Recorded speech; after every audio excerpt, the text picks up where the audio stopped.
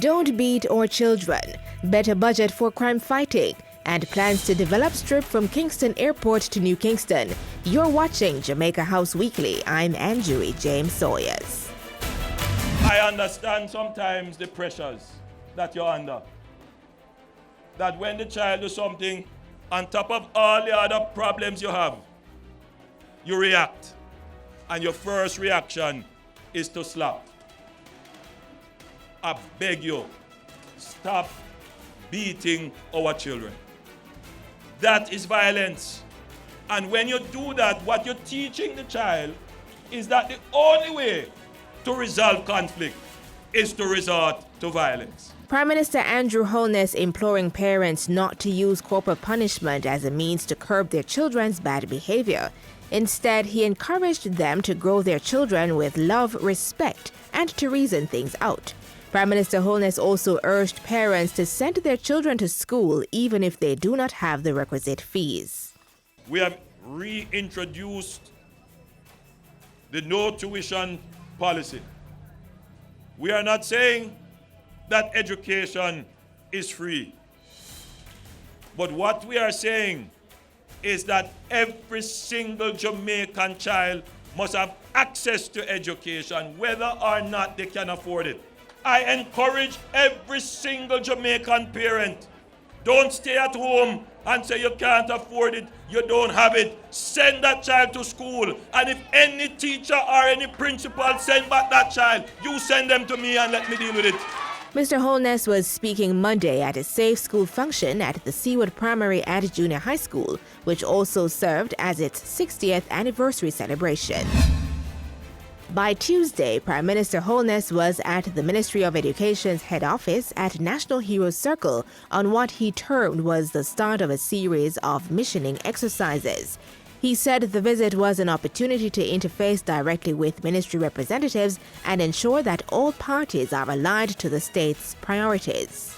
It was a chance to deliver the mission of the government specific to education and how education fits into the bigger picture for economic growth and job creation and public safety, and just making Jamaica the place of choice for us to live, work, and raise our families. So it is an important strategy in ensuring that there is a whole of government mission.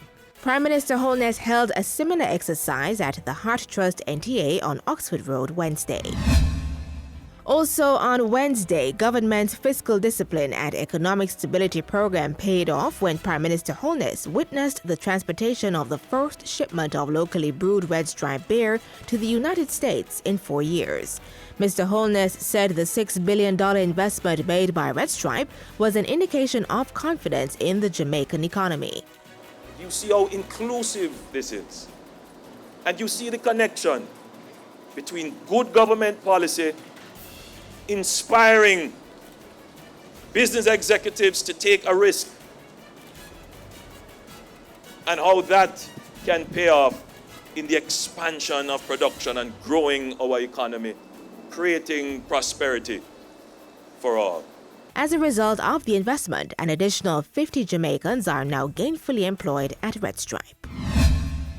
Wednesday afternoon saw the Prime Minister participating in a forum looking at Jamaica-US relations. As he zoned in on security, Mr. Holness told the gathering that the government was fairly advanced in its plan to secure the nation.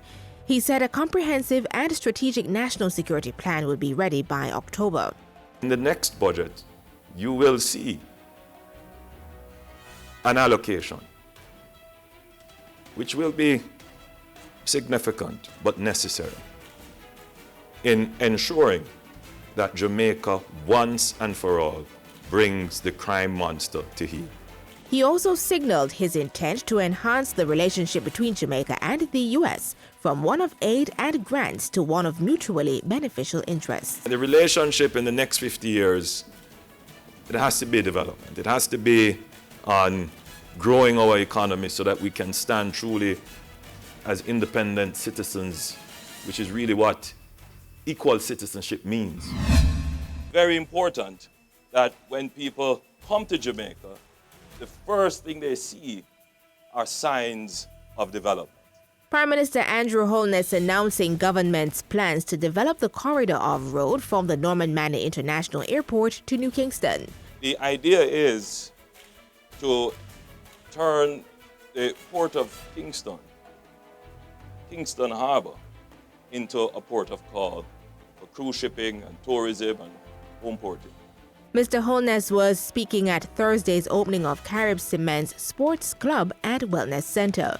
The building housing the center is a National Heritage Site, which was renovated at a cost of $800,000. You know that having a workforce that sees demonstrably that you care about them improves your industrial relations.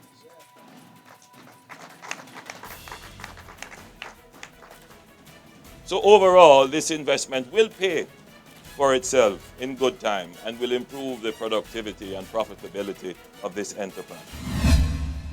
And following news of Friday's road crash in Clarendon, Prime Minister Andrew Holness said enhanced laws were coming to deal with reckless road use.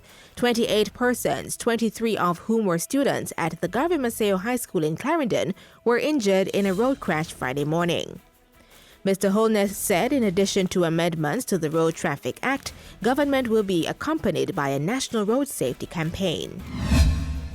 The Prime Minister had other engagements this past week. On Monday, the Prime Minister handed over desktop and laptop computers to the Nurses Association of Jamaica, fulfilling a promise made to the group. The computers are to assist the nurses with in-service education under their critical care program. On Tuesday, Prime Minister Holness was at the National Stadium cheering on the national football team, the Reggae Boys. Jamaica's newly appointed ambassador to the United States, Audrey Marks, paid a courtesy call on Prime Minister Holness Thursday, and the Prime Minister on Friday hosted a farewell reception for Ambassador Marks at Vale Royal. The function was funded by the American Chamber of Commerce. Earlier in the day, Mr. Holness gifted 9 high and tertiary students with Lenovo computers to assist in their educational pursuits. And that's how we close things off on Jamaica House Weekly.